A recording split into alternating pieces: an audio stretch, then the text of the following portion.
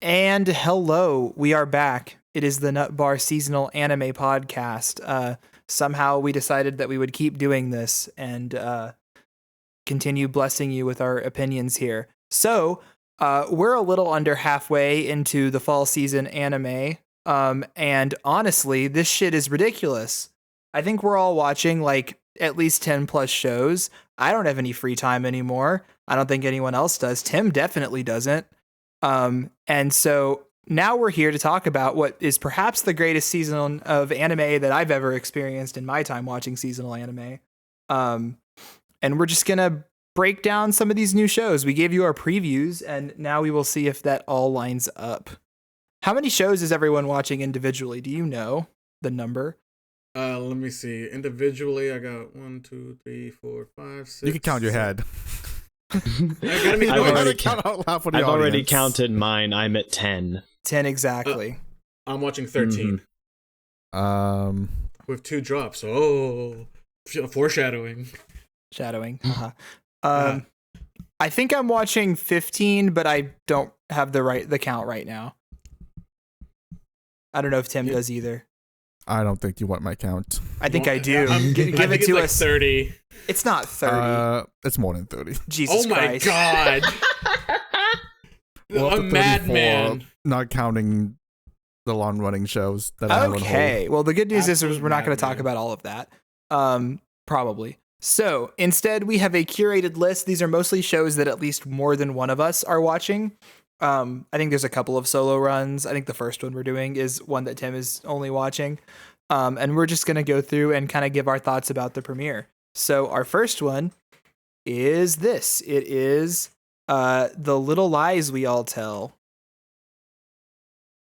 All right. This one. So we have a lot of stack shows this season, but something that I've noticed is we're lacking a little bit in the comedy section. Like, I know we have Pop Team Epic, but that's kind of a sequel. I'm not counting that one. I think we need a fresh comedy for the season. And it really wasn't one. And then there's this show, which it's like a gag comedy show. So it has a bunch of like little bits of comedy gags at like 2 or 3 every episode. And for the most part, all of them like more or less hit, which is kind of what I was expecting with such a preposterous synopsis like this one. I think an alien ninja psychic and crossdresser walk into a bar. You can come with all sorts. Walk into a Japanese high school where the windows are oriented on the left side of the room. Yes, always. Okay. First of all, I think you're the only one watching this one. I think the rest of us ended up skipping it. Also, you're smoking crack. There's a ton of good comedies, and we'll get to them as we go down the line. Okay, but there's you comedy elements in some of them, like Chainsaw Man. There's like some comedy elements in that. We'll I would not call that a comedy No, of show. course not. We'll get to them. But I think gag comedy specifically, yes, this is one of the few this season. Sure. So just tell us. So I guess since this is your only one, are you going? How many episodes are out so far? There are 3. Okay, and do you think you're going to continue on with this one? Oh, for sure. Okay. Would you recommend that we all pick it up as well? The reality of that happening completely. No. Ignoring the reality that that's not going to happen. Would you recommend it to say our audience of eager listeners here? I would. Definitely. Okay. I think the animation's a little weak at time, but I think it's the delivery of the comedy and the acting that really sells the show. Okay, awesome.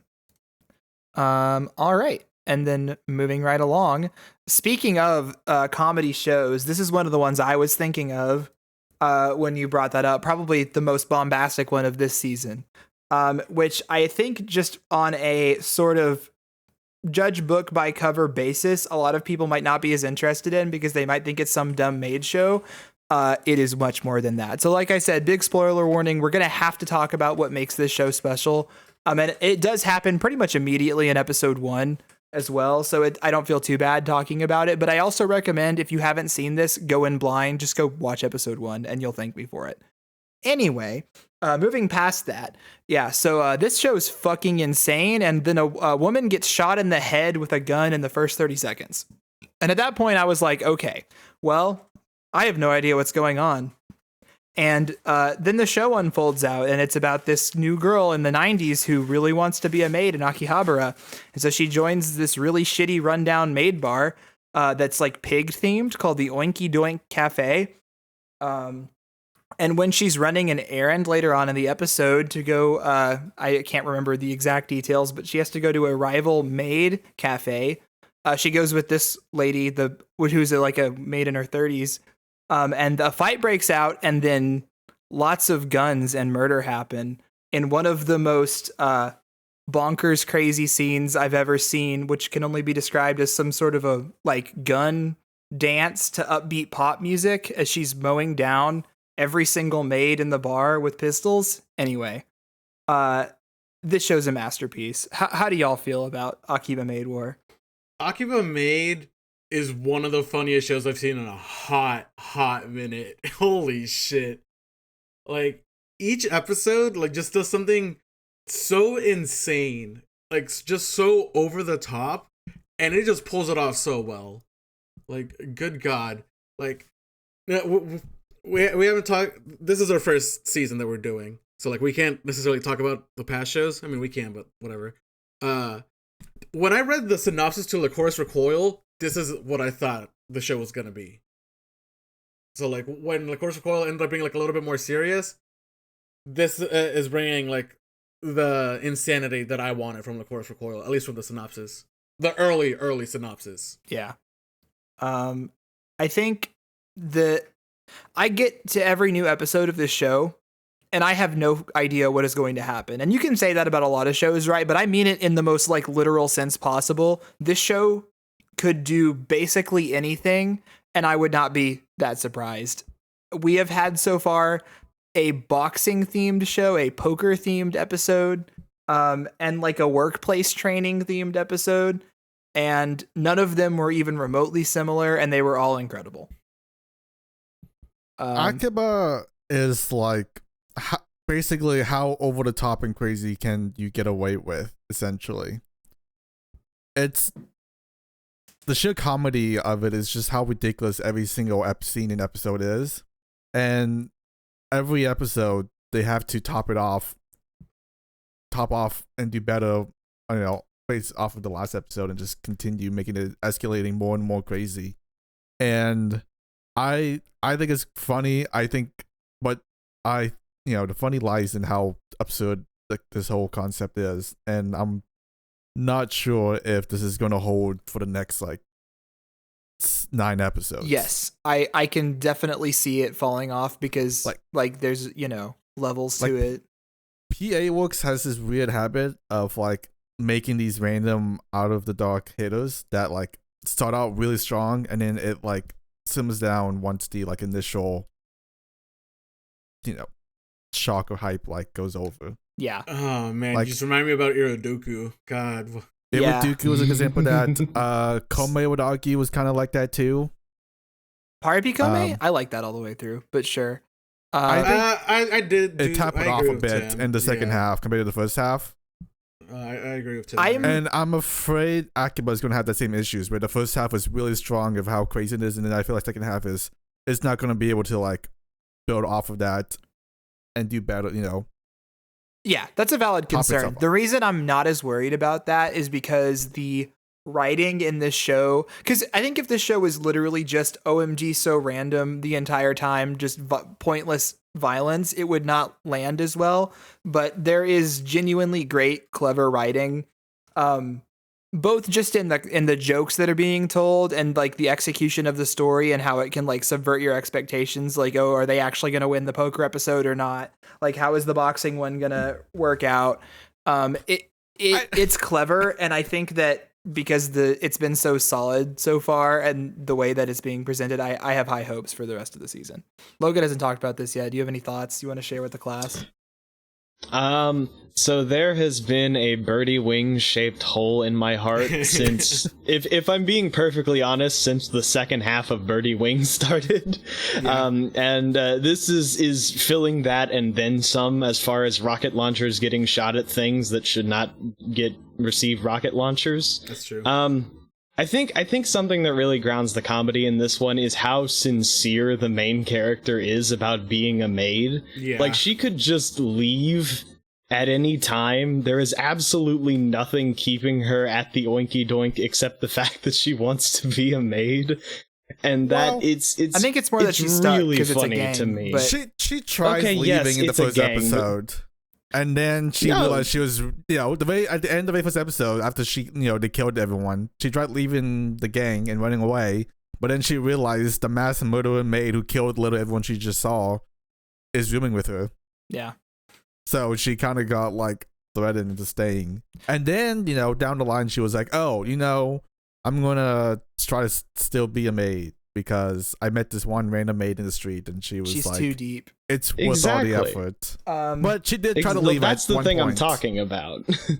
Also, just for the record, I love Birdie Wing. This is way better. Like, Birdie Wing's still a little Yes. shitty. Yes. But this is like an actual, like, great show. It's one of, I think, most of our favorites this season. So, Well, this one's definitely up there for me. intentionally trying to be like, a parody in McJab itself. I think Birdie Wing is doing that, but it's like the story is trying to be very serious.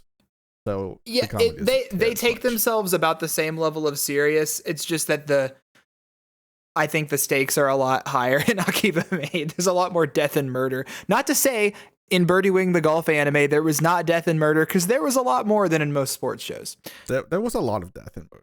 Let's Between the rocket launchers and move poisons. on to an actual sports cartoon that is not about golf. Yeah, Blue Lock is next, baby. All right, Blue Lock, the battle royale about soccer. This was interesting. Like, the animation really goes off at some points, and like it's very welcome. It's a very like any time it has good animation, it's great. It's very fun. Though the battle royale aspect didn't really, it only kicked in like episode 1, and then like it hasn't really happened since. Like, I want to see more of the battle royale. I'm sure it'll happen more as the deeper we go in. Yeah, it is a little weird that they opened with like the what's it called, the like little futsal game they were playing, and then it's just kind of been soccer, like normal soccer, for the next couple of episodes. I was expecting it to be more like whittling down people, through soccer adjacent games than just like actually literally playing soccer. It's more like they're in this big elimination tournament, but they are a team, and I think the episode 1 really made it seem like it was going to be more of a solo endeavor, and the main character by himself was going to have to like win throughout this big bracket. And instead, I think it's going to do the thing where like the whole program's idea is that it's meant to create very selfish players that are meant to be superstars, but it's going to teach them to play as a team because, sports. So I think this one's going to loop around to being a bit more of a traditional sports anime, even though its like concept and setup is very new and non-standard. But I think that by immediately placing all of the characters into this big tournament scenario, it's a lot more tense than maybe your normal sports anime, which do take a while to ramp up as they go through like the local tournaments and like we got to get the team together and the regionals and then all that. This one, the action is basically already kicked in. So we have more time to kind of see the characters get tested like that, which I think is cool. I should bring up that the character design, at least, hot as fuck. Holy shit, there are some very pretty boys in there. Yeah, if you like hot sports boys kicking balls, then normally I don't, but damn, there's a couple of them like, oh, I'm questioning things. Okay. The one who always has his shirt off, and you mention it every time he shows up. Listen, my favorite character is where is he? This The guy crazy right guy? here, Ego Jinpachi. the one who Monokuma. arranged it The all? one that's being played by Yes. Hiroshi Kamiya, and looks like Monokuma from Danganronpa. He's great. He's like human personified Monokuma. His goal is to just sit up there and kind of say taunting things to the players with a big shit-eating grin, and be kind of evil, and it's hype. Mm-hmm. Big fan of that guy. Tim, do you have any thoughts on The Lock? Kinda. I think Blue Lock is totally fine as an anime. I just am just incredibly disappointed from it because I went from Awashi to this, which is another soccer, but like Awashi I feel like does it like 10 times better. Yeah. Was Awashi last season? It was 2. 2 seasons ago. It was 2 core. Oh, it's So 2 it was technically But it last started season, in winter season and 4. or spring Yeah. and summer or whatever, yeah. Gotcha. So maybe the solution is that we should go back and watch that instead. I think the more that I mean, I'm still having fun with this. Like, yeah, no, I like this. It's good. I think it's fine. Like I said, I started saying this is a totally fine like adaptation. I just think it feels like an inferior version of what I just finished think watching. the more this show So, feels like a traditional sports anime is worse for it. I think that it needs to really push the concept. And I think it's been about a good episode and a half since it really has played with that in a new and interesting way. So we'll see. I mean, yeah, because I always say sports is split in 2 halves. There's like the traditional sports, do the win the tournament with a team and move up, normal kind of stuff. And then there's like the shonen booty ring skate, so that you watch that's like very shonen-fied and over the top that like makes it very anime. And you guys tend to, only watch the one that are very like anime-fied, like the first episode of Blue Lock. So I can see you guys' like momentum dying off because it's going more to a more traditional route, and you guys need that. I still like it. I think we're all shonen. still in on it though, right? Like I we think, yeah. But I think you guys do prefer the more over the top. I like the world sports shows building. for I like sure. all the clips that we get outside of the tournament of the higher ups and the woman who's running the program, and sort of the why behind it. I think that's been interesting as well. Oh, they need to come up with more names other than like the 3 soccer names they keep dropping. Oh, that's over and true. over Yeah, again. they like It's to name it's drop real Ronaldo, soccer Ronaldo players. does. I'm like, there's other soccer players, guys. Yeah, Pele, Yeah. Ronaldo, this guy we made up. Yeah, It's those that are the got only soccer wrong. people that exist, Tim. that's true. Yeah. There's You no don't watch other. soccer? He's You don't kinda know. right. Yeah, soccer is just those 3 people over and over again. Obviously. Yeah. All right, All right. we're gonna step away from Blue Lock and talk about instead Bocchi the Rock. Whoa. Is I that know. the same Very show? funny. So I was talking this up in the preview episode, and it has exceeded my wildest expectations. This is, if it weren't for like all the way at the beginning of the year, Osama Ranking's crazy glow up from manga to anime, this would be the easiest, most improved I have ever seen. Like, the original Bocchi was funny, but it was kind of constrained by the 4 coma format. There's only so much you can do kind of artistically when you're dealing with 4 small panels one after another, and you have to get the joke out in 4 panels. Bocchi has been doing a really, really good job of telling its jokes. Like the little Godzilla parody in episode 4 or so, that was very creative to look at. It's using the animated medium really well. And I'm very happy to see that a manga that was already funny is just getting even funnier in the anime adaptation, because that does not happen all the time. The production on this one is insane. They are like, I don't know what made them decide to pick up this manga and just animate it out the ass, but it is like the character animation in this is god tier, and it's all in service of telling the jokes too, which is I think pretty special in anime. I love when anime uses the medium to like highlight comedy. It's really fun. Bocchi herself is an amorphous blob who just does not even need to appear as a human being most of the time because of the way her emotions affect her. And that's just fun to watch. And it's been a really great show so far. The characters are all really fun to watch interact. Bocchi herself is a great lead. Kind of amplifying the nervous, like shut-in type character, except that she does actually want to go outside and do things. She just sucks at interacting with people. And there's a lot of clear love for like come up garage band type local scene DIY music as well. I really love the trivia fact that we found out recently that the main characters all are named after members of the Asian Kung Fu Generation band, which is fucking awesome. Is it their first name or last name? It's their first Last names. name. No, it's First their name? first names. So Hitori, Ryo, Nijiki, Ikkyo, Seika. Those are all Asian Kung Fu Generation members. Are you sure it's not the other way around? Pretty sure. I think it's the other way around because Okay. Hitori is a pun and Goto is not. Okay, maybe I'm wrong, but that is the case. Still, they still are named after Asian Kung Fu Generation. Yeah, Goto, Yamada, Ichija, and Kita. Those are the names. Okay, cool. Anyway, Yeah. But yeah, this is probably a highlight. Yeah, go ahead, Tim.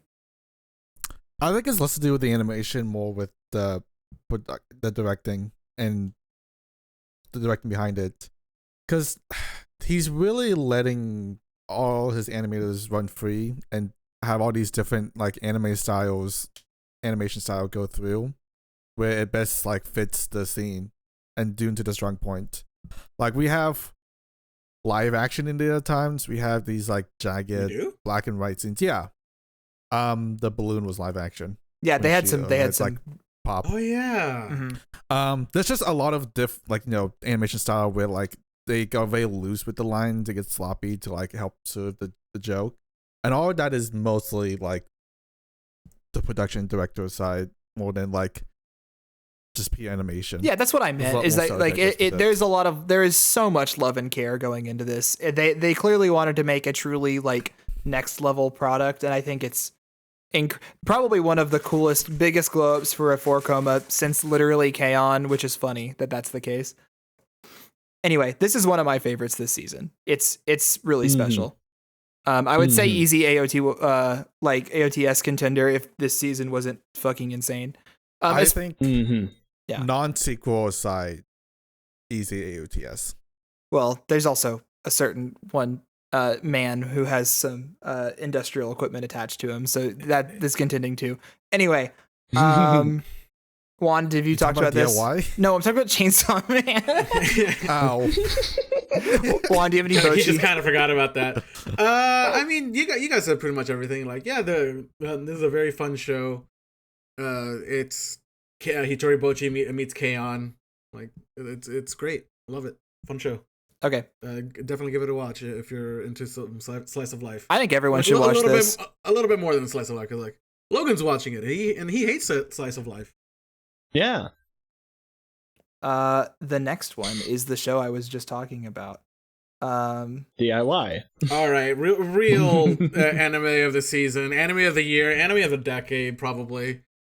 Fucking Chainsaw Man, baby! Holy shit! We all said that it was gonna meet the hype, and god damn it, does it meet the fucking hype.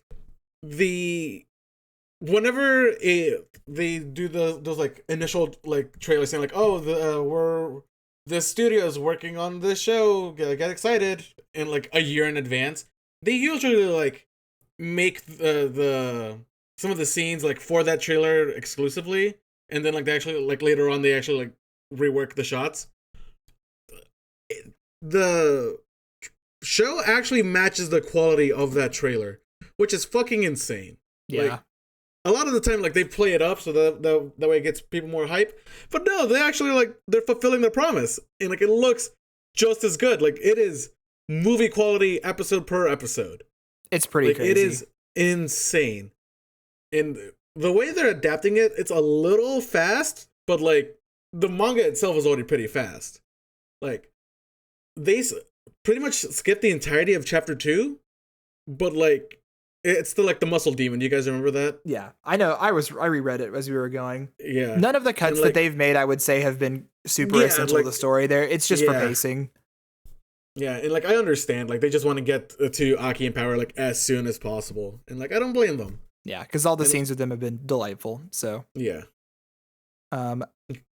Yeah, God, this is. I live week to week to watch more Chainsaw. Yeah, Man. we have a new episode we're watching literally after this, and I feel like that's almost more important than this podcast to some of us. A little bit. So let's get through it. No. But yeah, I have been completely impressed with this adaptation. I was expecting it to be good, honestly, just because I think Mappa did a really good job with Jujutsu Kaisen. I think it's a lot of the same people working on this. And they also knew it was a cash cow, so I thought that they were going to try. They have, I think, nailed this so far, and I'm honestly just excited for us to get to like the real good shit in the manga that I know is coming up very soon. I also just huge shout out to the EDs. They have done a completely unique ED with special animation in every single. The first one was, I think, just regular black credits, but it's a different song by a different like band. And then also episodes 2 and 3 were completely unique animation as well. To match the song. And I believe all 12 episodes are going to be like that too, which is just fucking insane. So they're trying their hearts out. And also big shout outs to the voice actors, like the main 4 voice actors, or I guess for Denji for sure. Power is pretty new. Power, like, I mean, her voice is Jolene from part 6 of JoJo. I think Makima is like relatively new, and then Aki, this is like his first big role. Like all those voice actors, great impressions. Like, holy shit. I've loved every single casting choice they've made. I think they've all been basically perfect, and they're nailing it so far. Anyway, do the other two have thoughts on this secret underrated indie hit? I think that Chainsaw Man is good, and the Chainsaw Man adaptation is good, although, honestly, if you're a person who can read manga, I still think that you should read the manga, just at least at this point where I'm at with it. Me like, I think the adaptation looks good, but not so good that I think it replaces how the manga looks, if you ask me. That's because Logan can go ahead. I think if you're able to wait, watch the entirety of season 1, watch that out first, and then once you're waiting for season 2, then read the manga. I was gonna say, I think that's really funny that you're saying that, Logan, just because it shows how incredibly high your standards have to be to say something like that. Because there have been so many shows that were way less good looking than this. Oh, no. Don't get me wrong. I would kill any member of this podcast to get Biscuit Hammer to look this good. Yeah, me too, King. But I do still, like, this is a very good looking anime adaptation. I'm not going to deny that, but I don't think that it exceeds how good the manga I was also going to say, despite all of that, it's a very good looking manga. Despite all of that, I would always tell people to read this manga because I think Fujimoto is maybe one of the best panelers that is alive right now. Mm-hmm. So anyway, Tim, you got any CSM thoughts as the only non-manga reader enjoying it for the first time? I have my gripes with this show so far. Like, okay, so individually, everything is phenomenal. Like, the animation is phenomenal, the characters has been phenomenal, the story has been, like, great. The show just hasn't clicked for me yet. I'm just not super invested or, like, into the show, despite how well everything is individually. It hasn't clicked for me. I think I understand that for you, Tim. Like, I think it might. I think it might take for you personally. Like, I think till the end of season 1 for it to, like, really click for you. I think the next arc will get you there or closer. Maybe. At least. The next arc is really good. I totally. We talked about this off the podcast before. I think that Chainsaw Man takes a little bit to ramp up from being great to being like masterpiece. Yeah. Some of the best stuff, when it starts really hitting its stride, like Juan said, might not quite get covered in season 1. It'll be more in where season 2 is, but the next arc, at least when the rest of the Devil Hunter squad gets introduced, I think really is going to start getting into, like, because we get to start meeting more of the characters and exploring what makes them great, like Kobeni and I'm forgetting all their names now, and Beam. And Himeno. Angel's probably not going to show up yet, but yeah, like the rest of the... Angel's definitely going to show up. Probably not this next episode, but like... Yeah, soon. Like She's in the season, 7 or 8. For sure. So, we have lots left. I guess we literally just met the entire cast. Yeah, and you got a lot more to go. I finally assembled. Well, like the core 3 that everyone always talks about. So there's going to be more. It's like... I don't... Yeah, so maybe there'll be more down the line, but just right now, it's just... I'm not feeling it.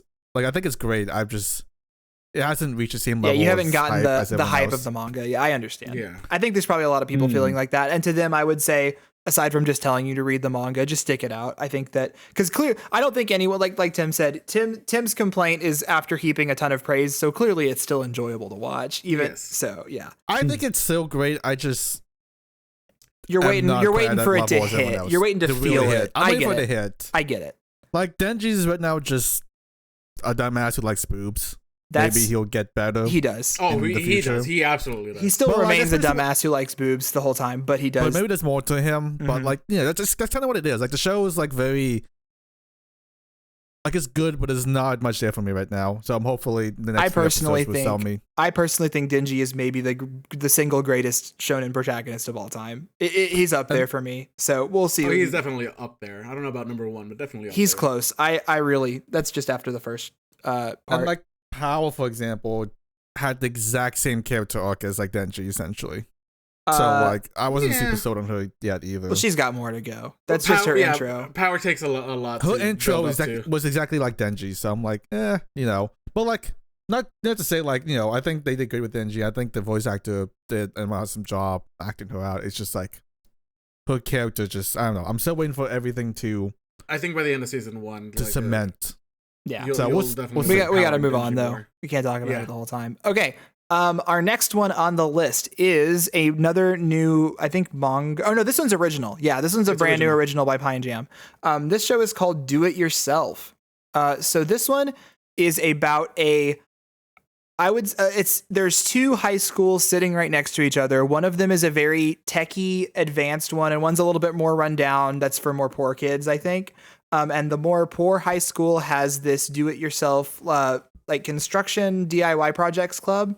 The main character is the girl with the kind of spiky hair that's like on her knees in the corner. And she is neighbors and childhood friends with this purple haired girl that's right behind her. And they were really close as kids, but due to some misunderstandings, there's a little bit of, I would say, tsundere-esque beef between them right now. And they do go to different schools. I think that maybe the main character wanted, or the dark-haired character wanted the main character go to the same school, and then they ended up going to different schools. But she is very accident prone. She's constantly got bandages on, and kind of stumbles her way into this DIY club, and gets sort of indoctrinated into it by the club leader, who's this girl with orange hair, and soon finds herself swept in and really enjoying the art of construction and learning how to make things with her hands, even though she sucks shit at it and constantly is injuring herself and knocking it over. She's very easygoing and laid back, so she kind of goes with the flow. A little airheaded. Yeah, she's great though. This show has, I think, no right to be as pretty as it is. It is, if Bocchi wasn't airing this season, I would be saying a lot of the things I said about Bocchi about this production. It's basically flawless. It's got beautiful fluid animation with a ton of sakuga. The character designs are great. The color palette is great. It is just an extremely well put together Iyashikei show. And that alone, I think, makes it worth watching, but the cast is really good. I'm having a great time with this one right now. I'm surprised you didn't mention that the main character is named Yua Sarufu. Yeah. And like the show makes a big deal about it. They're like, "Oh, your name is Yua Sarufu. Of course you're joining the DIY club." Yeah, Oh. they like their puns in this show. There's a lot of puns and gags throughout the show, not just with her name, but Yeah, like constantly. every single episode. It's there's very like a new self-indulgent. gag. It's very self-indulgent, but like it's great. Yeah, it doesn't ever get corny. It's fun. This show is very, very comfy. Like, man, like it's not to the level of Euro Camp, but like it's definitely like getting close. Like it's just nice to like watch these girls build something. I just like all the character dynamics that they've already established. It's been a fun time so far. I really like the American character, this blonde girl here in the corner. We should not spoil her name. I think I did on accident by scrolling down. They call her Jobko. That's her nickname that she ends up with, but that is not her real name. She has one of my favorite instances of like a foreigner in anime because she just kind of says English shit constantly, and it's always really funny as a native English speaker because it makes no sense for her to interject with that, but she does anyway. It's a good time.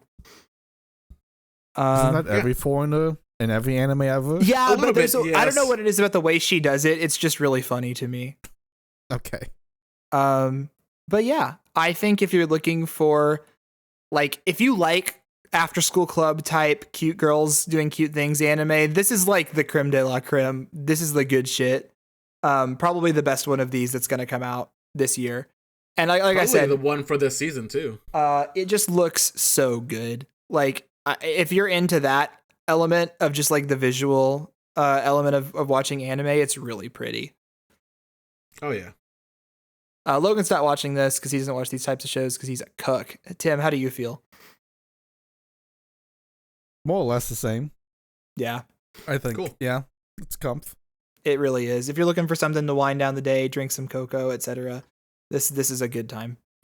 All right, we move on now.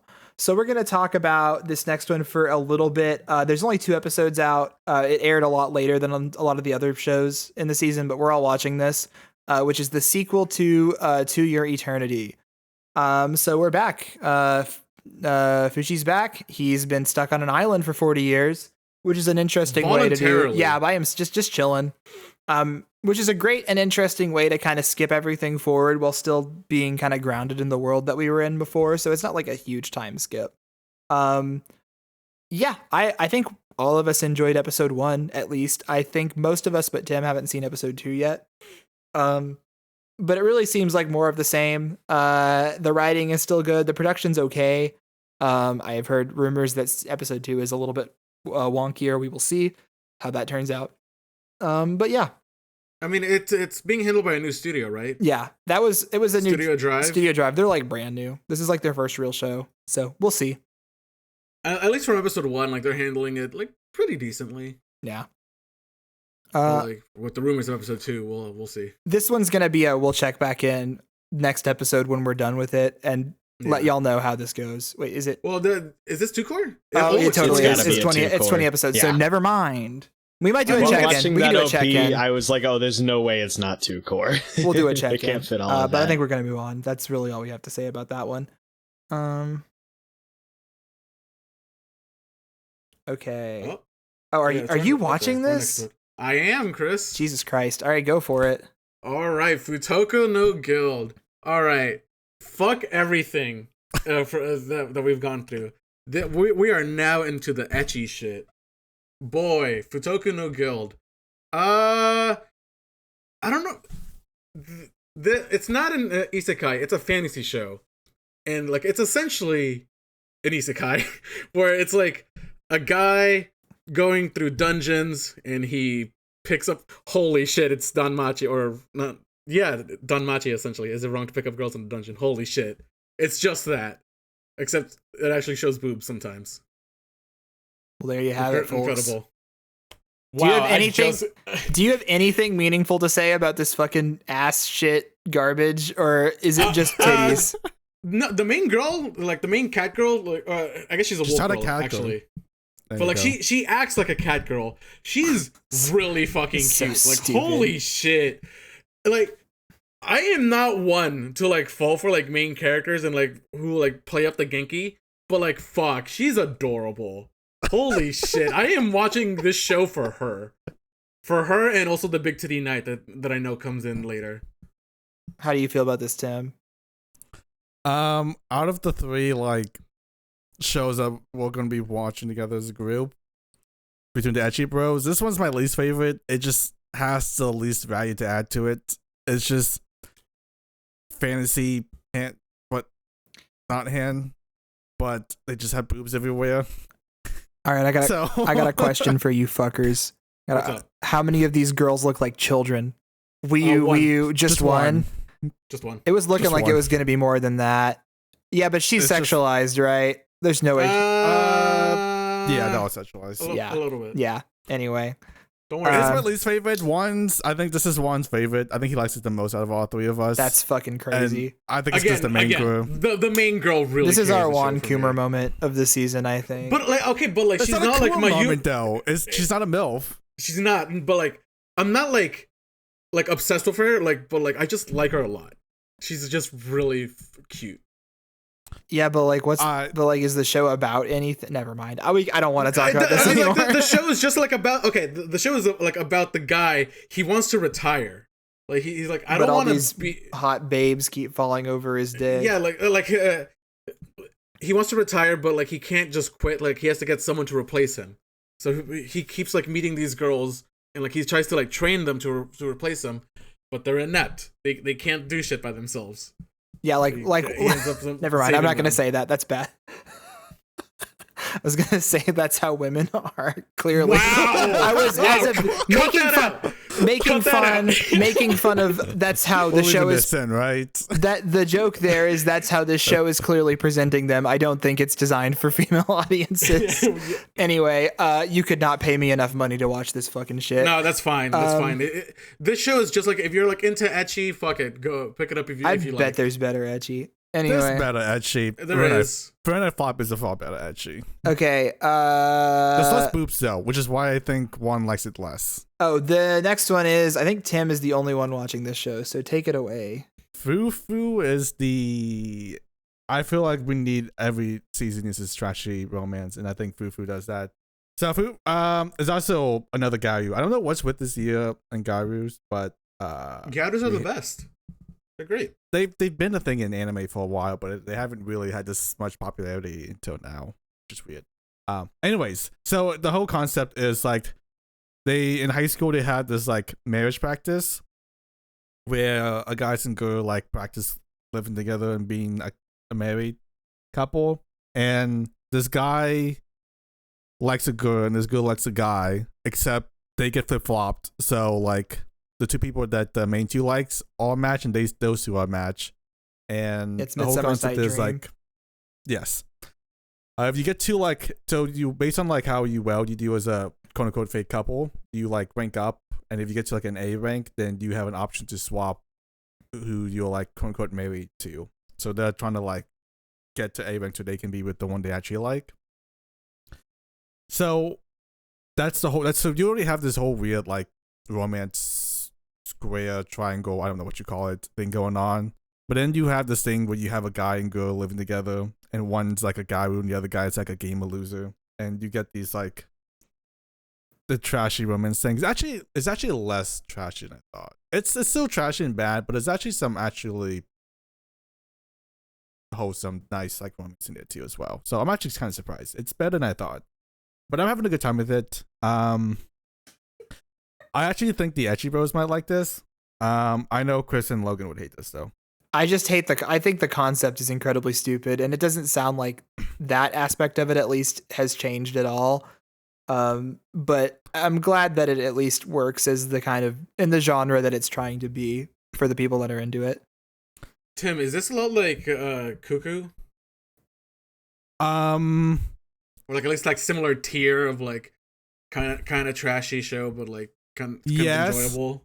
I would say it's a little bit Cuckoo, but Cuckoo has those like reaction faces that are like top tier. Yeah, I'm watching Cuckoo for the reaction faces. At But this I think point. if you take the reaction faces outside of Cuckoo, it actually wasn't super great of a romance love triangle thing. no, So really. I actually think Fufu does it a little bit better because Okay. it leans on that heavier. Yeah, this seems like a genre thing. If these types of anime are something that you like, and I know these are really popular, like the Domestic I mean, Girlfriend. it's yeah, rated pretty high. 7.4 is higher than I thought this show was going to get. So So clearly, did I. I honestly was not gonna watch it because it looked kind of bad, even by these kind of show standards, and the character design didn't really like speak to me. But I'm pleasantly surprised. So nice. I'm gonna say if you like this kind of stuff, do a solid 3 episodes. Yeah, check it out. Okay. If Futoku no Guild or Renai Flops doesn't work out with Ecchi Bros, then we'll drop one of those. All and pick up right. Fufu. To go now to like a completely different fucking genre. We're gonna talk about God, the it's Eminence rated of so Shadow. high. All right, I'm gonna start this off because I've only seen episode 1.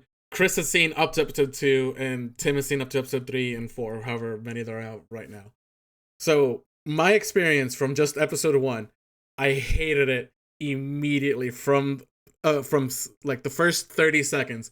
Like it starts with a girl, not the main girl. It kind of like leads you to believe she's the main girl, but like it opens with her taking a fucking shower, and like it is not a flattering shot. Like it's just it really annoyed me. And then like once we like actually like meet the main guy, which we're, again like at this point in time like we don't really know he's the main guy. Like he like they portray him as this like really like awkward guy, but like he means well, but he kind of doesn't. He's kind of an asshole, and like he's like lifting weights constantly, and it's fucking weird. And then like it just cuts to like him playing Midnight Sonata, which is fucking ridiculous. Like it like really like lured me into a false sense of like, oh, maybe this show's actually like, kind of ironic. But then the girl gets kidnapped, and then she's like almost raped, which is, it's not like, that was like played purely for shock, and I hated it. My least favorite trope in anime, for the record. Like I really hated it. And then like the guy comes down to save her, and like it's like really like brutal and edgy, and like I hate that kind of like edgy like brutal beatings. And like this guy, he just wants to be Batman so fucking bad, but like it's like really edgy Batman, and that's like not good. And then like I wasn't paying attention when we were doing the preview of this. Like I just heard like, oh, this is like kind of good, so I'm like, I'm checking it out. Like I went into it like fairly blind, and then like after the credits, the guy just fucking dies, and like the show's like, JK, hey, this is actually an isekai, and I'm like, what the fuck is going on?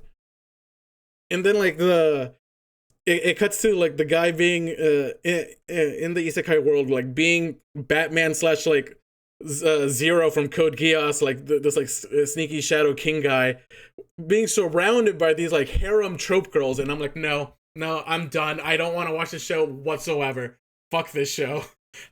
If I wasn't watching this for the podcast, like I would have dropped it like immediately from the first 30 seconds. I watched episode 2. Like I said, like Tim just said, we had a conversation about this, and he was like, I don't think that episode 1 does a good enough job explaining what the show is actually like. You really need to watch episode 2 to like understand what the show is actually about. And so I did that because I care about content, and I'm here to be a journal. My journalistic integrity is through the roof. So I watched this today. I don't think overall, this show is okay. I don't think that it's still trashy. It's still schlocky, and I'll get into that in a second. I do not think I've seen a bigger disparity between a first and second episode of anime in a long time. I genuinely do not understand most of the choices made by episode 1, and if I was recommending the show to somebody, I would tell them to skip episode 1. I don't really think it adds very much, and it's just kind of bad, and doesn't work. Like, I get they're trying to be unique and spend a little bit more time in the real world before the fantasy, but it's just handled really poorly. Like, it is just not a very well made episode of anime, which I think is why Juan had such a bad experience. So episode 2, it starts with him getting reincarnated as a baby in this fantasy world, in this isekai world. I mean, it feels like a much more standard first episode of an isekai. We get like how he's integrated into the world. He's in this family that trains these like black knights or whatever. His sister is a prodigy and is really strong, and he's always kind of been in her shadow, but that's how he wants to be because he's trying to be inconspicuous. So this whole show, the reason that Juan was like, oh, I'm not sure if this is a joke, it is. This whole show's a bit. This is meant to be more of a comedy, I think, which is not really made clear by episode 1. The entire bit is that this guy keeps making shit up in this isekai world. He is like this fantasy of being, super Batman man, like controlling things from the shadows, fighting this criminal organization. But he's like a chuny, and so he's just kind of saying shit. But the shit that he's saying all is true. I don't know if there's a mechanic behind like him willing that into being, or it just happens to be that way. But I think it just happens. I think it happens to be that way. And he doesn't, as of episode 2. Give me an example, Chris. Yeah. He finds this, as he grows up and trains, he is learning the magic system of the world and doing the same thing he did in episode 1, like going and killing petty criminals to like test his powers. And the power system's kind of cool. I like the way he fights. He fights with this like slime that can kind of shapeshift into swords and shit. It's neat. It's very violent and brutal, which is kind of interesting too. Not a lot of shows are like that. So he saves this monster that has been like cursed and corrupted. So it's basically like Midi from Made in Abyss. So like a not very sentient blob of flesh. And he takes it home and like experiments on it and is eventually able to cure it and so she becomes a hot anime elf babe because obviously. And so he basically takes her in and gives her this whole spiel about like the made up Chuny bullshit that he wanted to, just because to him, he's like rehearsing. He's like, okay, this is the role I want to be. Might as well just try out my little character acting on her and see if it works. And so he does all that and she buys in. She's like, yes, I will follow you and fight the cult and avenge the people that cursed me or whatever. Again, he doesn't know what happened to her. He has no clue. He's making all of this up on the fly just for fun. And so they start this secret shadow organization to beat the evil cult that's secretly working in the shadows of the universe, right? And the girl ends up going and recruiting a bunch of other girls. That's the harem that shows up at the end of the first episode. We really haven't met most of them yet. You really won't. And I don't think we will either. I don't know if they matter very much, actually. They don't. And so they are like doing stuff in this, and like, I don't know. I don't want to summarize the whole plot of the show, but suffice it to say that they go and infiltrate an operation of this cult, and at no point in the entire time does the main character realize that this is anything more than just like some petty criminals kidnapping somebody. He's like, he fights the big boss and is like, oh, that was a really strong bandit at the end. And it's like this whole complicated thing where the guy is like he was a knight who got corrupted after his daughter died and like is using the power of the corruption, but secretly wants to stop it's this whole complicated thing. And the main character's just like, oh, okay. It's funny. Like, I don't know. It's very schlocky. It's very standard isekai. It's got a lot of tropes in it. The writing isn't anything to write home about. It's not like super special, but unlike episode 1, I at least understand why it's entertaining and why someone would watch that. That's where I'm at. It's rated pretty high. It's Yeah. 7.74. Like, I didn't hate it. That's where I would move. And I did. That was all episode 2? Yes. That was all episode 2. I also Like, cut out a bunch of stuff. So How much time does it skip around in episode 2? he goes from being a baby to being 10 years old to being like 14. Wow. Yeah.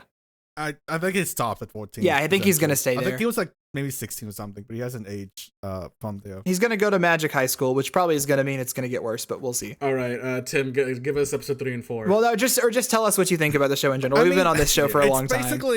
It's basically what Chris says, but just like even more so. Like it gets even more preposterous and escalated, but it's the same concept that like, oh, you know, he unintentionally like started and fighting this evil code without even knowing, and all these crazy things happen when he's just like playing along as the gag as in this Chuny thing, and he goes out his way to like set things up. Like there's like one scene where he like meticulously like pulls out paintings and rearranges the room to be like this evil layer, and like everyone's like eating it up, but he's just like being super, you know, Chuny about it. And this, you know, it's I think Chris did a pretty good job at selling the appeal. I would say that I think 3 and 4 does it even more and does it better. But it's more or less like what you got from 2 is more or less how the rest of the series feels like it's gonna be. Like the one central bit of him not really understanding what's going on and yet continuing to act as though he is the mastermind. Like I think in episode 2, they're like, these are some of the locations their secret base could be, but we don't know which. And he just throws a knife and he's like, it's there. And it lands somewhere completely arbitrary. And then the girl's like, oh, I thought we checked that spot. And then she's like, oh, wait, no, these runes, we must have mistranslated them. This really means it is the secret spot. And then they go and it is.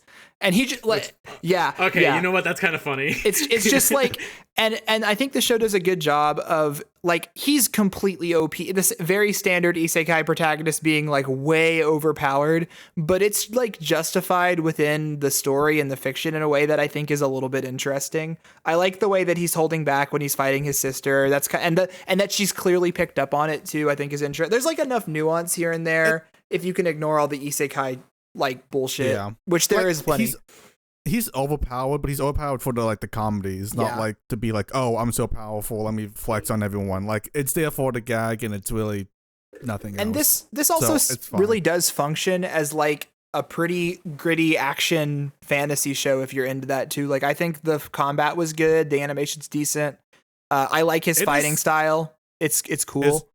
like Chris mentioned, it is really dark as well, which is something you don't see in a lot of shows. Yeah, it's brutal. He cuts a bunch of people's it heads keeps off. it keeps that vibes up too. So I don't like brutalness though. it's not It's not like over the top. It's just bloody. It's not anything. It's not edgy. If you were fine with the Mushoku one, you're probably fine with this. All right, fine. So I don't know. This one's such a weird mixed bag, but I am curious enough that I think I'm gonna keep watching at least a couple more episodes. If episode 1 didn't burn me so fucking hard, I'd give this more of a chance. But no. I think, like I said, one. Anyone that watches this, please skip episode 1. It does not do anything to add for it. If you have patience, then you can watch it, and it'll help with his characterization a little bit. But it doesn't. It's a waste of time. I gave you the best synopsis I can. Like that's all you need for episode 1. Not even one more episode 1. No. Oh, well. I got more on my plate. I'm fine. That's kind of the thing. All right. We spent way too much time talking about that show. A little bit, yeah, but that's fine. Next one, we're going to talk about Iruma just a little bit. I know I was supposed to intro this. Logan hasn't said a word in like 15 minutes. Maybe you can talk about this one for a little bit. We'll keep it brief, though, because it's a sequel. Yeah, Iruma, a previous winner of one of the most improved awards. Season 3 has been a lot of fun so far. I don't know what to tell you except 3, 4. Yeah, 3. I don't know what to tell you really, except that, like, as far as the arc we're about to get into, the one guy I know who has read all of the manga is, like, visibly vibrating with excitement over it. So I'm looking forward to that. And the little training arc that they went through, it's been fun. I don't know, I don't really have a whole lot to say about it, to be quite honest. It's great. It's Kino. Except that they did the Iruma bit again, where they had, like, one really cool, like, Iruma as an Ikemen shot.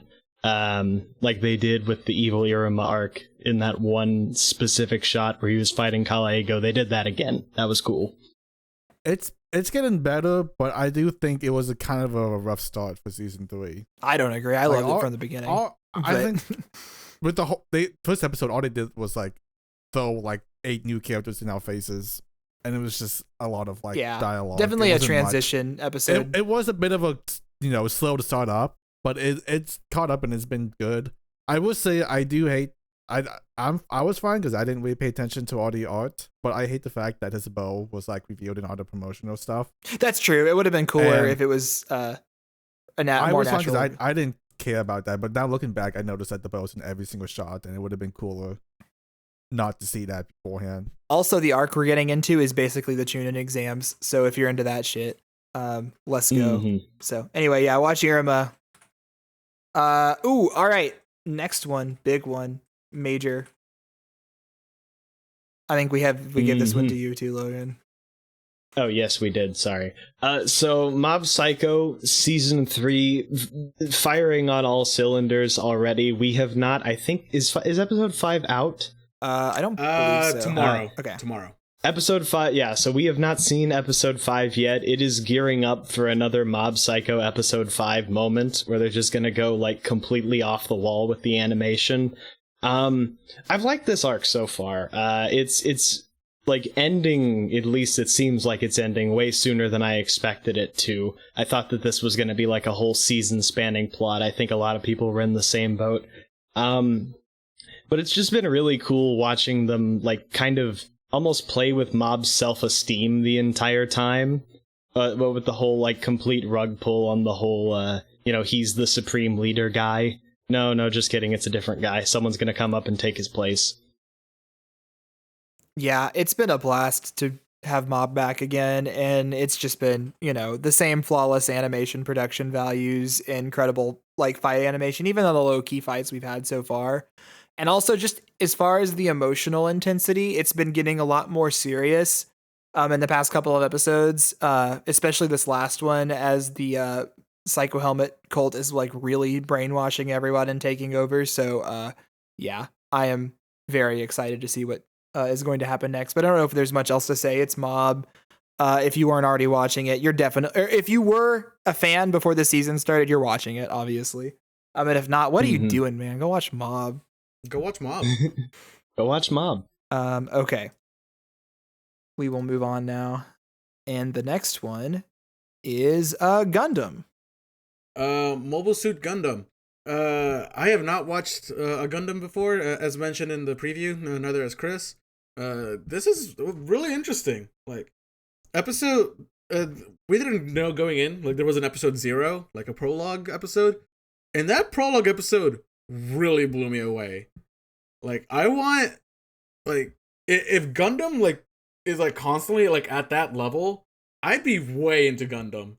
Like, the amount of like politics and like just like the whole like gravity of the situation that they were in episode 0 just really like had my attention all the way through.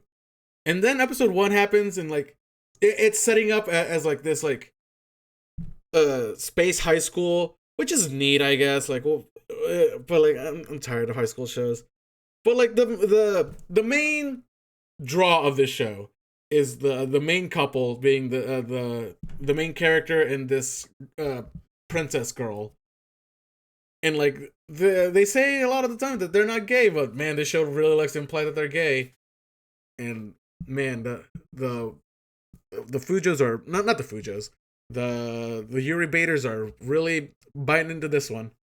It's because it's gonna happen this time, haha. He said before getting tricked again. I actually think that they're going to commit to this one. Just in the way it's been presented, it would be stupid for them not to. This has been really fun. I think that the character designs are all really cool. I think that the world that they've created is really nice, and it works really well as a standalone. Clearly, as me and Juan are both, Gundam virgins, and I think it's working well as an introductory point to the series and kind of what makes it good. And so I am excited to see where it has to go. I think it's going to probably launch off into something greater than the school plot that they're at right now, which is a little bit more petty. But I'm sure that even by the episode, past the school. even by the episodes we're in, there's like plots for them to kill the main character. So I like clearly there's some bigger shits going on. But obviously the production values and the mech fights have been really cool. Ariel, the Gundam she pilots, is a really cool design, and it fights in unique and interesting ways. So I'm excited. Isn't it like the Gundam design? I don't know. I don't know the lore. I don't know if Tim does either. But it's definitely taking some inspiration from the OG Gundam. I think it's unique but inspired by the new stuff. Well, just the color scheme at least. Yeah. But I'm actually a little bit disappointed by Gundam. Really? Like Chris was saying, like the mecha and the fights are phenomenal, which is really nice and amazing to see because you don't see a lot of good 2D mechs these days. But like, so like Juan was like hyping about episode 0 and the politics and stuff, and that's really like a core of what makes Gundam is like the intrigue, behind the intrigue, the behind the scene politics, the global stage, and then that kind of all goes away as soon as episode 1 hits. Like you see a little bit here and there, but like nowhere near enough that it should be. Like I was really hoping this would be another like Iron Blood Orphans kind of thing, which like was able to keep that like its own standalone story and have its own political and intensity going on in the background. But like I'm not seeing that in this one. Granted, this is a 2-core. Yeah, there's time. At some point, I'm sure they will like eject from the school setting and go to a more global stage and have stuff actually like kick off. But like, I know people are enjoying the whole slice of life Yuri bait kind of stuff going on. Bait TBD, bait and asterisks. But yeah, I think the characters are strong enough to carry it through this school section. Like that's what I'm enjoying. I think so too. About them right now, like not just the main two. I think the whole cast is pretty good. So we'll see. I think it's fun.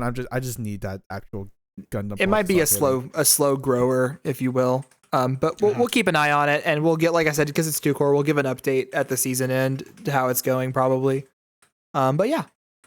I'm very willing to like trudge through the school setting for it to get back to that politics from episode 0. Yeah, it hasn't really hit the peak of 0 yet. It almost definitely will like go back to that setting at some point. The sooner the better. My guess is the earliest would be like 2 episodes from now, 3, maybe 3. So like episode 6 or 7 at the earliest. We'll see. Either way, we're all enjoying this, and Logan should watch it, but we can't. Logan should definitely watch it. He would like it too. It's not even the type of show that Logan doesn't like. He's just being cuck. No. All right.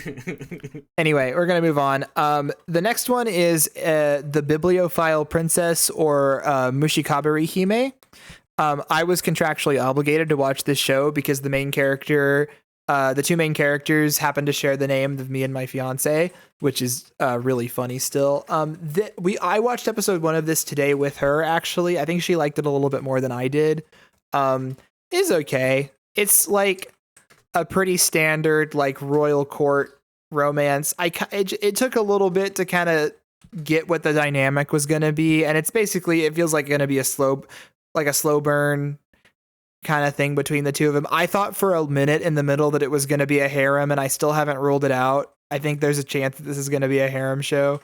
Tim, is this a harem show? You've seen more episodes. One, it is not as slow burn as you think it is. It's actually going to speed up. That's good. In the next couple episodes. And no, it is not a. Okay, thank God. There are a lot of pretty boys. That's all I'm saying, and they looked like they might be trying to get in on that shit. I'm pretty sure this is a pretty boy show. Yeah, for sure. I mean, the girls are pretty too. Like, she's very cute. It's nice. She's a huge nerd, and the only reason that she agreed to be his fiance is access to the royal library. So, hashtag nerd. But I think what was crazy to me is that I think that they ended up getting together, like together in air quotes, as in this arranged marriage thing when she's very young, like 14, I think. And then there's a 4-year time skip, which I thought was interesting. Yeah. So at first I was like, why are they not married? It's been 4 years. And then I realized it's because he was waiting until she was 18, and then it was actually proper to pursue her romantically because he's a king. I don't know how old he is. I think they're close to the same age. But he's got to be like at least. He's a little bit older, maybe, but it's not weird. He's probably like 20 if she's 18. So I will probably end up watching this because my fiance liked it. But I don't know. I wasn't blown away by episode 1. It's okay. I don't know how Tim feels about it. It feels very like traditional shoujo romance kind of thing. For sure. So it's like, I think it's totally fine, but it might not be up your alley, Chris, since you don't. My problem watch these kind of is that shows. I do sometimes. My problem is that it hasn't really. I can't help but compare it to Shirayuki Hime because there's some similarities there in like the setting and all that. And so it really that's a high bar to clear, but it is not anywhere close to that so far. So, there was some like adventure and action. Yeah, there's a lot more going on. And Shirayuki, and this one is pretty much like the romance, more or less just the romance. So far, so you may get bored of it. We'll see. I may get bullied into watching this, whether I want to or not. So as far as the shoujo women, since I think it hits all the check marks and it's fine. Yeah. It's not really doing anything super new, but it's fun. As it is. So next up, we have Pop Team Season 2. So Pop Team is a hard show to talk about or even describe. I will say that I think the comedy of this one, broadly, like the sketches, have been either like to the level or at least a little bit better than the level of the average season 1 sketch. They haven't done anything like as excellent as the Hellshake Yano bit yet. I mean, we're only a couple episodes in, but I've been really enjoying the season so far. I think it's an improvement over season 1 on average. Yeah. I like the stakes being raised. The bits have been a little bit more extreme and like elaborate so far, even just in the first couple of episodes. We're all having a great fucking time. This show rules. It's so fucking funny. I think the comedy's probably hit or miss for like a wider audience, but I just am weak to the shitpost style of humor that this one does. Any thoughts for the other two? I want Shoto Ai to have his own show. Me too. Just like him doing random shit. Me too. Because I feel like this Puff Team Epic is just like a vehicle for him to do the most whack ass shit, and like I just want him to have his own. Also, wait, you guys have seen more episodes than me. Yeah. Did the French animator guy return? No, not yet. We're waiting. He has not come back yet. I'm sure he will. I believe. Maybe like I'm remaining hopeful. Okay. let's move on to this shit, which I can't believe y'all are watching. Oh boy, Renai Flops. Okay. Oh god, what a first episode that was. Man, that was a first episode. Okay, Renai Flops. It is the trashy show of the season. Boy. So let's see. Episode 1 starts with like this guy having a fortune read out to him on TV, and he's like, "Oh, you're gonna meet these beautiful women with these keywords, blank, blank, and blank, blah blah blah." And then he just stumbles into like each of the girls, and like, oh, they're all new to his high school. Oh, it's kind of a harem. It stumbles its way through it, pretty funny, I guess. The one that like really like put me like at the line, there was this dog like humping joke. Not a big fan of it, but thankfully like that was the lowest point. So as long as like I've only seen episode 1, I think Tim is singing a little bit more. As long as it doesn't get any lower than the dog humping joke, then I won't drop it. But if it does get to that, then it will be an instant drop. I think you'll find then, Juan. You think I'm like it doesn't get worse than that, or Yeah, you'll find. Okay. Tim, any other thoughts? It's episode 1 was a wild roller coaster. It was just preposterous scene after one after another, which each of the girls. How do I even like, describe any of these scenes? You have like Chinese martial art killer lady, dog humping, bra stealing, panty thief confession. It's just like I could not even fathom how you would combine all these words together into a single like show, much less a single episode. It's just wild and crazy, and I think this is the kind of show that the Ecchi Bros need. Yeah, Okay. The one you deserve. It's like Akiba Maid kind of like absurdity, but like for Ecchi. Yeah, Basically. But is it actually? I don't even care. I was gonna say like it only works if it's actually funny, and I doubt very seriously it is. I mean, like the final like joke of the first episode, like it made me laugh pretty hard. Okay. The guy has a weird obsession with bananas, which I think is That a fun too. guy. Holy That's shit! going I on. totally forgot about the banana fetish thing. That was so weird. All right. The guy is He has a oddly obsessed with banana bananas. toaster Monkey just for- man. for who grows bananas, but like he grows his bananas. He has a banana shaped case just to hold a single banana that he brings to school. Okay. Like this guy loves his bananas, and it's a gag in some of the scenes, but it's like, All right. man. There's also this weird tinfoil hat theory that this is all like a simulation or something, because like all the art for it is very. Let me know like, if that's true, and I might watch alien it stuff. So because that seems wild. I'm hoping, but it's also like in a kind of futuristic setting, so like Yeah, that too. well, there's some weird conspiracy theories on All right. online. Yeah, if you're into Ecchi and you want just like a trashy show, pick up Renai Flops. Logan, what would you rather do than watch this show? Anything? Give me an example, because for me, it's place a live coal in my mouth. I think. How about Oh my you? god, Jesus, that's extreme. Personally, I think I would rather have 2 of my fingernails ripped off. Yeah. Not 3, but 2. Higurashi style. Yeah, Yes, of course. because we're All right, lucky for you, Logan. I got that exact replica of the nail machine with your name on it. Okay, I have to scroll way down for this one because even though it's in alphabetical order, this one's in a different section. The next one I'm talking It's an about ONA? is the Netflix ONA. This actually just dropped a couple days ago, and they did the Netflix batch full release, so this show's entirely out. I've only seen episode 1. It is called Romantic Killer. This show's great, man. I just, like I talked about with Bocchi, I really like when anime as a medium utilizes animation to like make things funnier and tell jokes.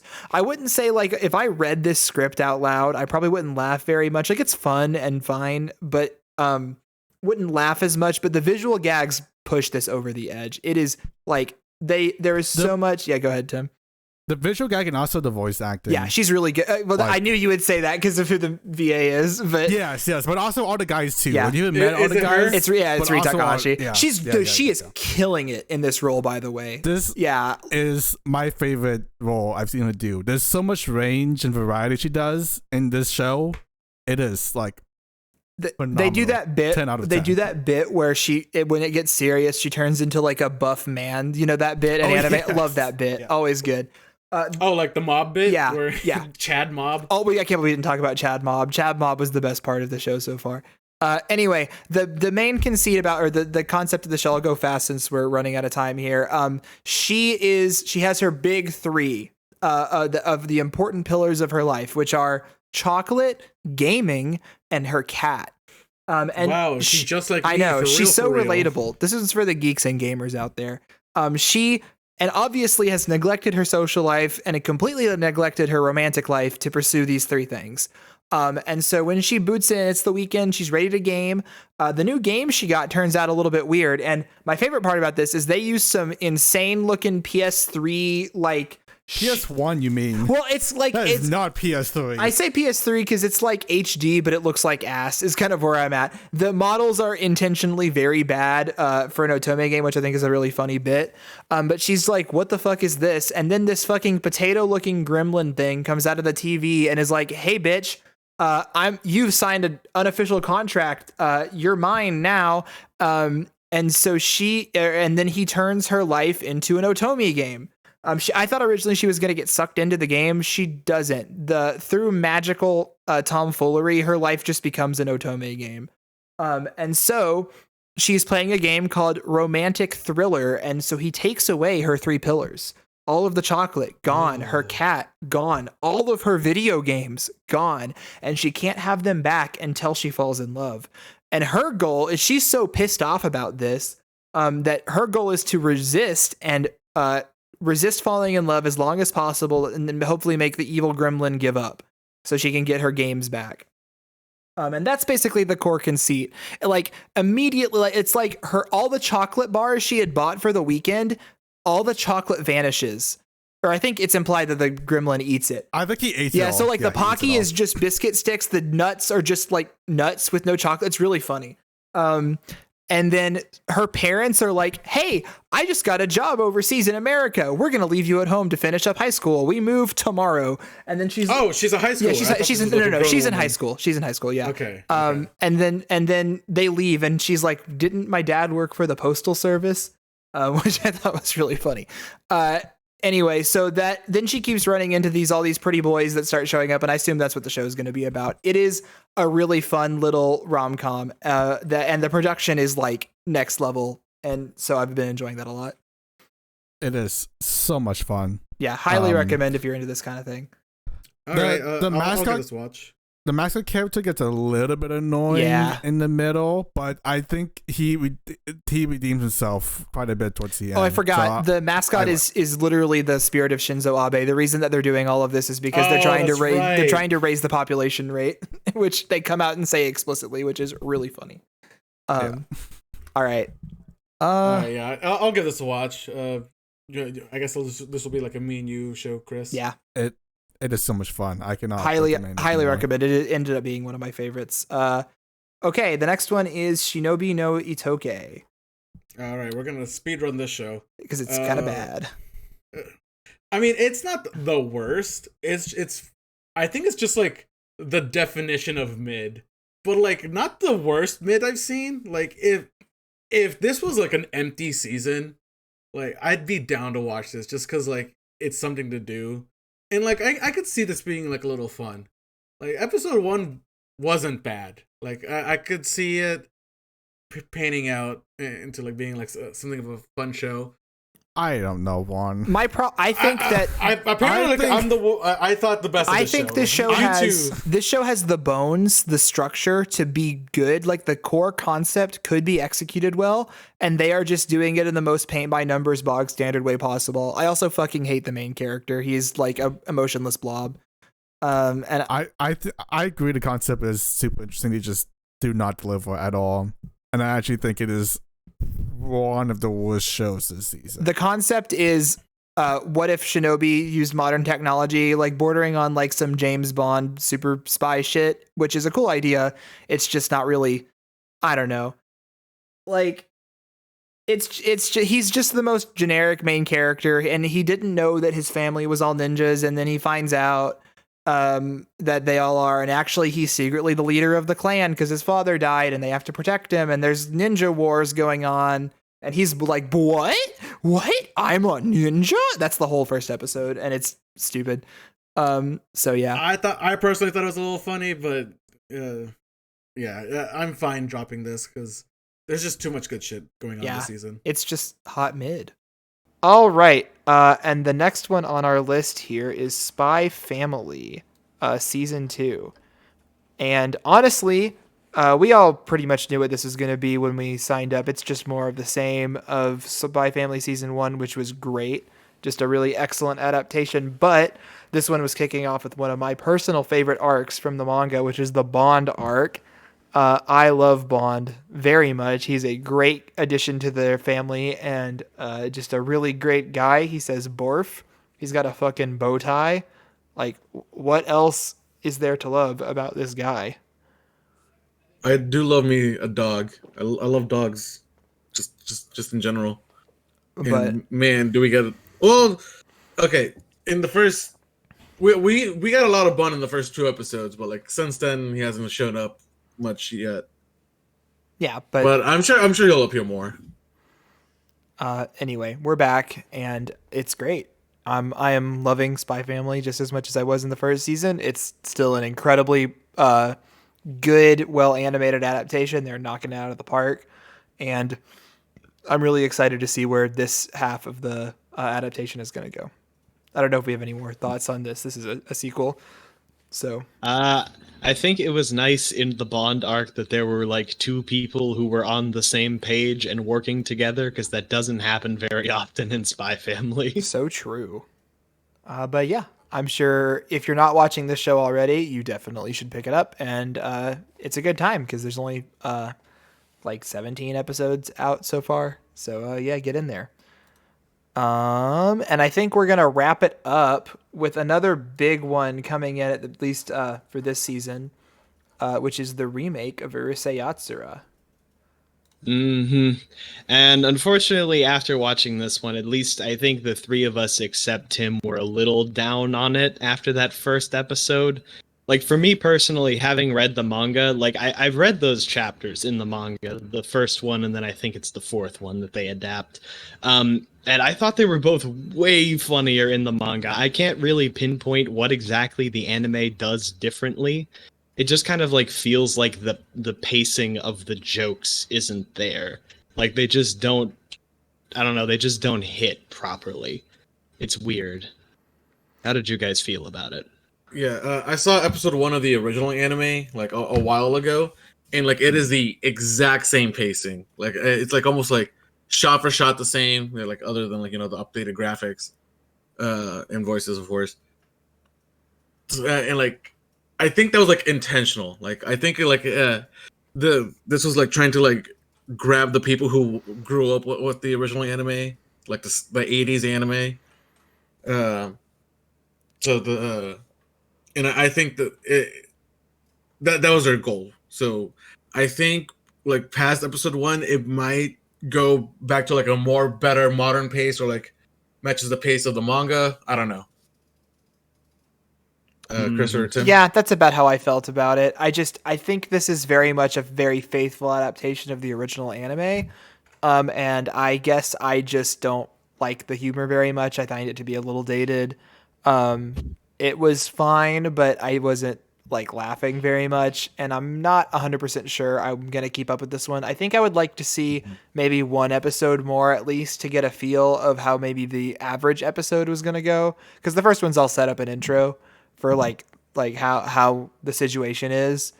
So I might give this another one and see how that goes, but I was not the biggest fan of this, which is a little bit of a disappointment despite how much hype it had.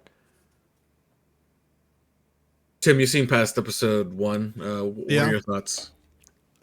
I think the pacing adaptation's been pretty good animation is fine. I just more or less think that the source materials adapted hasn't aged well with the times, and that's probably the main reason why it's off-putting for whoever's not being a big fan of it. Which is also why I called that you guys would not be finishing this show, because I kind of predicted that the gripes that Logan and Chris have would more or less be as they were. Yeah, I mean, they could have updated it more and like tried to make it a little bit different than the source material, but it's fine that they choose not to. I think that it is great. No, I think they did what it's supposed to. They did just modernize and were faithful to the source material, and they just modernized it. Yeah. So I'm sure this is great for a lot of like boomers in Japan who grew up with it. I'm sure they're having a great time revisiting the show. But as far as a first time experience, I don't know. We'll see. Big shout outs to the OP and ED though. Those are like absolute bangers, and like the animation on those are incredible. Yeah, the show looks great. David Production's doing a good job with it. I also like that they got the I like that they got the original VAs for Ataru and Lum. Yeah, to play the parents. I thought that was a cute little. Oh, the parents are the same. That's cool. No. So the original people who played the main two characters became the dad and the mom quarterly in the new adaptation, because now they're old. They can't voice the same young book itself. Yeah. It was a nice touch. That's cute. I didn't know that actually.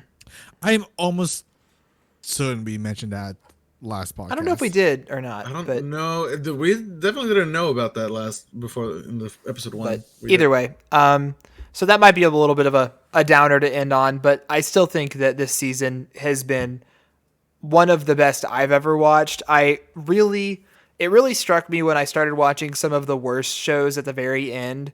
I was like, oh, wow, this isn't very good. And that's crazy because everything else I'd watched so far this season had been like excellent. And usually when you're watching new shows, you get a kind of a mixed bag and like a range. And it's just all been so good. Like a lot of the originals are really good. A lot of the adaptations were really good. So just not a lot of misses here overall. I'm really enjoying this one. Yeah, this is definitely a great season of anime. Mm-hmm. It's going to make rating all the shows at the end of the year borderline impossible, but we'll cross that bridge when we get there. Especially since we're getting like 5 or 10 bangers, just like, and they're all going to end within a week of each other, and then we have to start prepping the awards. Which is, just real fucked up. I think we can go ahead and end by maybe going through, and now that we've seen some of these, just mentioning maybe 3 of the shows that you're most excited to watch each week. We'll start with Juan. Oh, sure. Okay. Are we doing the same thing as last time, where we don't include Chainsaw Man, or? I think you can do whatever this time, since now we have the full pool of shows. Okay. Chainsaw Man, definitely number 1. Like I literally live week to week trying to watch Chainsaw Man on time. Second place, Akiba Maid. Like, God, that show is so fucking funny. Like, I want to watch the new episode as soon as I can. And then for third, you know what? Even though I was like a little harsh on it, Witch of Mercury. Like, I really wanted to like reach that same level of episode 0. Like, I can't wait for it to like reach that level again. So that'll be my number 3 pick. All right. I will also go ahead and say Chainsaw Man probably as the number 1, where that's the one we're very consistently watching as soon as it comes out. It's just too good. Then aside from that, I'm going to go ahead and say Bocchi the Rock at number 2, which has just been such a huge surprise and an absolute delight to watch week to week. And it just keeps getting better each episode. So I'm always excited to watch that one. And in lieu of saying Mob, which is the obvious choice, I will also say Akiba Maid, which has just been such a big surprise for us this season. Logan is next on the list. Sure. So I'm gonna go ahead and start off with the one you didn't say. My number 1 each week is Mob. It's really good. Following that up is probably Chainsaw Man at number 2. I know I am the most down on it of all of us, I suppose, but I think Tim is now officially. Yeah. Oh, actually, yeah. I just think he'll be higher than you overall when we get to the end of it, but that's okay. Mm-hmm. Probably we'll true. See. I'm not. And then in number three, against all odds, is Bocchi the Rock. It's really good. Tim. All right, my top three, no particular order. Guess we'll start with Bocchi the Rock. Such fun show, great production, great directorship. Always looking forward to that every week. Number two, be Romantic Killer. Non-stop fun. I just love every single second on the screen.